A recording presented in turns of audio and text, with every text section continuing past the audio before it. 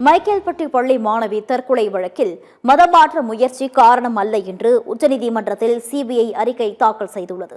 தஞ்சாவூர் மாவட்டம் மைக்கேல்பட்டியில் பள்ளி விடுதியில் தங்கி படித்து வந்த லாவண்யா என்ற மாணவி கடந்த 2022இல் விஷம் குடித்து தற்கொலை செய்து கொண்டார்.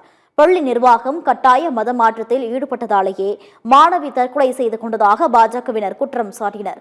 உயர்நீதிமன்ற மதுரை கிளை உத்தரவின் பேரில் சிபிஐ மேற்கொண்ட நிலையில் சிபிஐ விசாரணையை எதிர்த்து உச்சநீதிமன்றத்தில் மனு தாக்கல் செய்யப்பட்டது. இந்த வழக்கில் சிபிஐ தரப்பில் உச்சநீதிமன்றத்தில் நிலை அறிக்கை தாக்கல் செய்யப்பட்டது.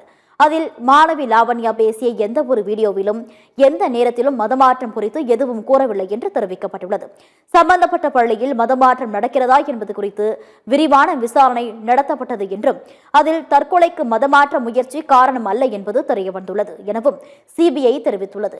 பள்ளியில் படித்து வெளியேறிய முன்னாள் மாணவர்களின் சான்றிதழ்களை ஆய்வு செய்ததில் யாரும் மதம் மாறவில்லை என்று உச்சநீதிமன்றத்தில் சிபிஐ விளக்கம் அளித்துள்ளது.